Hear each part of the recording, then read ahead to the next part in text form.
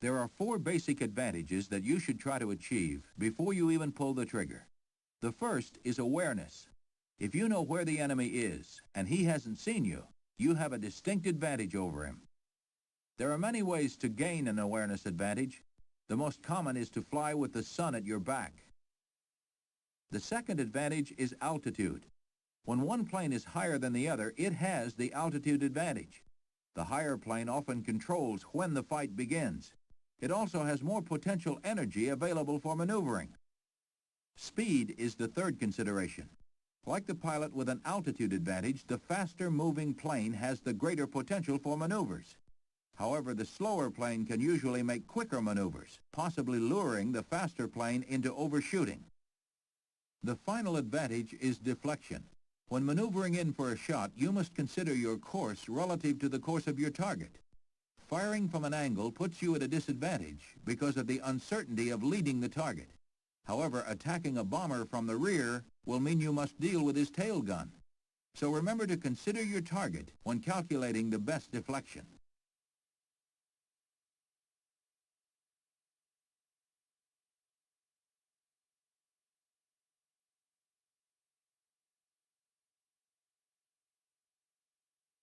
The first maneuver is the aileron roll. It isn't particularly useful during combat. It forms the basis for many of the more complex moves. The procedure is simple. Push the control stick all the way to either side. When the plane returns to an upright attitude, center the stick.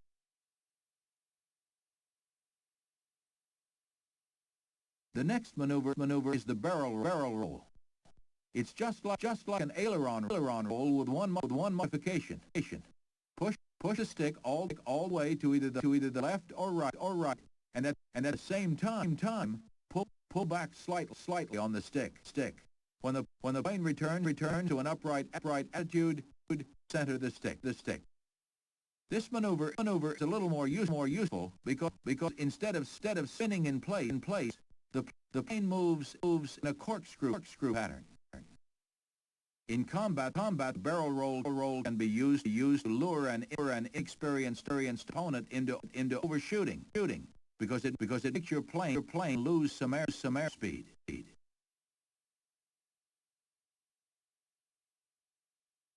The loop over is another maneuver that is not really useful in combat, but is the foundation of other maneuvers, such as the M1.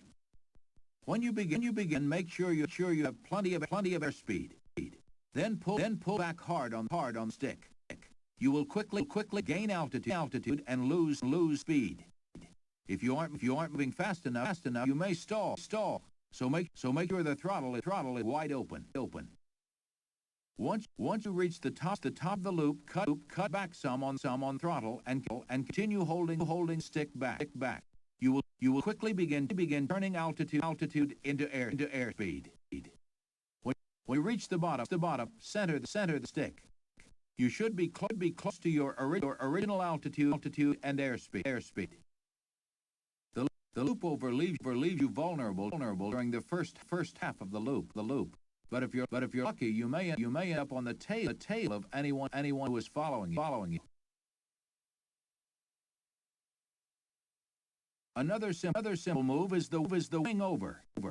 Not often used in air-to-air combat. The wing over is normally used at the end of a strafing run if you want to make another pass at the target. Begin by pulling back on the stick. During this phase, you want to both gain altitude and lose speed. So don't adjust the throttle. The wing over relies heavily on the rudder. So you want to be going slowly. When you reach a good altitude for making your next run, press hard on the rudder in one direction and leave the stick centered. The plane should begin turning quickly. When you've completed the turn, center the rudder and push forward on the stick to begin your run. A similar move to the loop over is the loop under. You don't need to worry about your initial speed. However, if you're lower than 5,000 feet, don't bother, or you'll end up at the bottom of the ocean. Start by doing a half aileron roll. Once you are inverted, pull back hard on the stick. You'll begin gaining spinning speed quickly. But don't do anything to slow the plane down, or you won't have enough speed to finish the maneuver. At the bottom of the loop, you'll stop accelerating and start gaining altitude. If you don't think you have enough speed to complete the loop without stalling, increase the throttle. When you reach the end of the loop, you should be at the same speed and altitude that you started. To finish the maneuver, do another half aileron loop so that you aren't inverted. The loop under can be very valuable during combat since the first half of the maneuver allows you to gain speed quickly. In some cases, a loop under allows you to get behind an enemy who has been following you closely. It is also used as the initial move of a split S. The next move is called emulator. The emulator is a lot like a loop over. So you'll want to have plenty of airspeed. Begin by pulling back on the stick and performing a half loop. When you are flying inverted in the opposite direction, perform an aileron roll to complete the maneuver. This maneuver causes you to lose airspeed, but allows you to quickly change direction and gain altitude. This move is very useful if your enemy is higher than you are and on a different course. It should not be used when the enemy is directly behind you, since you are extremely vulnerable to attack during the initial climb. The split S is basically an emulator that goes down instead of up. Your primary concern at the beginning of this maneuver is that you have sufficient altitude to complete the maneuver. Begin by inverting the plane with a half roll. Then pull back on the stick and continue to pull back until your plane is flying level in the opposite direction. This maneuver is useful when you have an enemy directly behind you and you need to get out of his line of fire. At the end of the maneuver, you will have lost altitude, but gained considerable airspeed and reversed your direction. If you're outmatched, you'll be able to use your increased airspeed to escape. The skid is a maneuver useful to you if you're flying behind an enemy, but you are not at the correct angle fire. The enemy is flying straight, knowing that if you bank to get the right angle, you'll only have a moment's worth of firing time at best. Skidding allows you to swing the nose of the plane without changing your course. All you need to do is push the rudder in the direction of the target.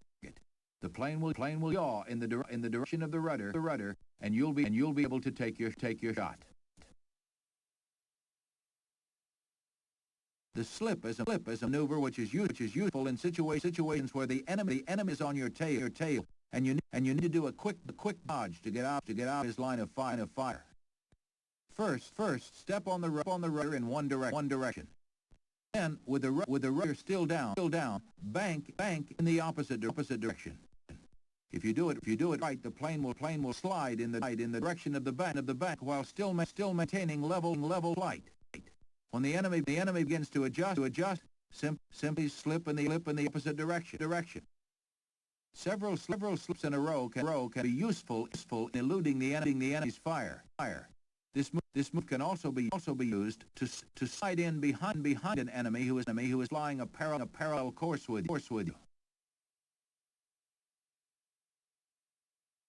The final maneuver is a classic dogfighting technique known as the scissors.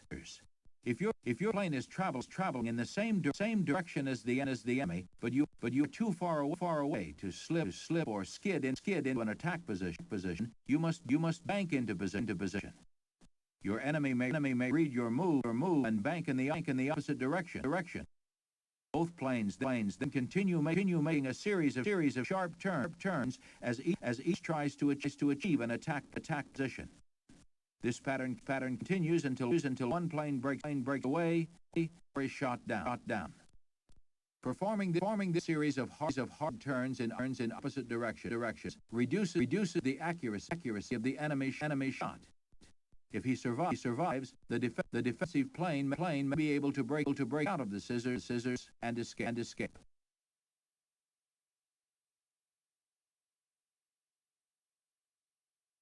Strafing can be a pilot's nightmare because it puts him in two positions he doesn't like to be in.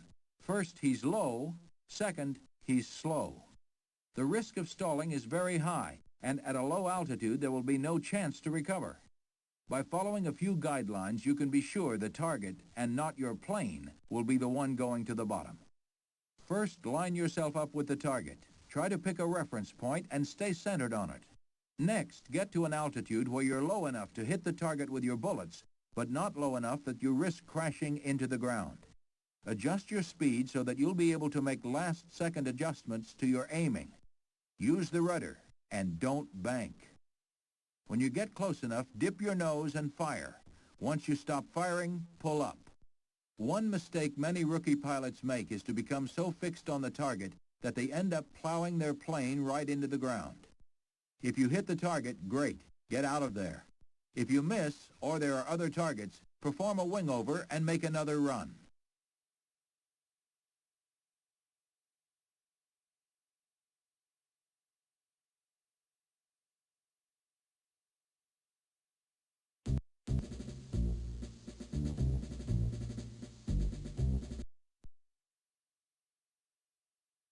Whether you're flying a dive bomber or a torpedo bomber, you have two primary concerns when you're setting up for a bombing run. The first is staying in formation. The second is anti-aircraft fire, or flak. If you're thinking about anything else, stop, or chances are you won't have the opportunity to release your payload. Why stay in formation? That's a question that many rookies ask. The reasoning is simple. There's safety in numbers. If a flight of 3 enemy fighters attack and you are out of formation, you have a much lower chance of surviving. If you've got 2 of your fellow bombers, then the odds become a bit more even. Your second concern is anti-aircraft fire from the target, or flak. Unfortunately, to get an accurate shot at your target, you must fly almost straight towards it at a constant speed. When the AAA gunners on the ship see your flight headed right for them, they've got a pretty good idea that they're the target. So they'll do everything in their power to knock you out of the sky before you have a chance to hurt them. All you can do is make minor course and altitude changes, known as jinking, to deny them an easy target and hope the gunners are having a bad day. Of course, the more you jink, the harder it is for you to stay on target.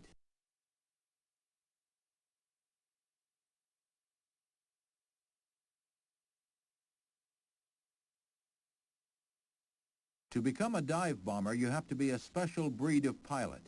Dive bombers are one part calculating genius and one part maniac. Genius because you release your bombs only when altitude, attitude, airspeed, angle of attack, and lead time have all come into sync. Maniac because you throw yourself into a screaming dive at the target while adjusting your flight path, dodging flak, and looking out for enemy fighters. When you're planning your bombing run, you should take into consideration the correct altitude, the course and speed of the target, and the optimum angle of attack. You will probably want to attack a ship target from the rear. This minimizes your exposure to anti-aircraft fire and presents a bigger target, allowing you to attack along the length of the ship. Begin your dive once you are on course and about to fly over the target. You may want to extend your dive brakes to slow your descent. When you've started your dive, begin looking through the bomb sight. Your first concern is the dive angle indicator. If it's nowhere near the center, you'll want to adjust the dive accordingly.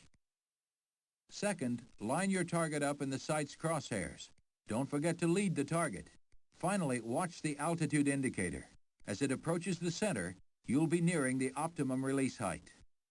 Once all three are within acceptable parameters, release the bombs. As soon as you let them go, retract the dive brakes and pull out of the dive. Don't worry about turning around to observe. Your job is done, so head for home.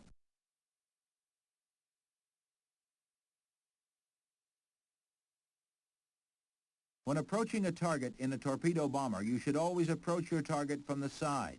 If you try to attack a ship head-on or from behind, you'll be wasting a valuable piece of ordnance. Depending on the type of airplane you're in, you'll want to be flying just above stall speed, usually at about 110 knots. Your altitude should be as close to the ocean as you dare, anywhere from 200 to 300 feet. While approaching the target, you can jink to avoid enemy fire, but be careful. At that altitude, you could easily jink yourself right into the ocean. For maximum effectiveness, do not release your torpedo until you are at a range of 2,200 yards or less. If you aren't level, don't drop the torpedo. Any torpedo released from a plane that isn't level will probably end up a rogue and won't have a chance to hit anything. Don't forget to lead the target. It can take several minutes for the torpedo to travel to the target, depending on how far away you released it. Once you've let go of the torpedo, head for home. The fighters will stick around to check out the damage.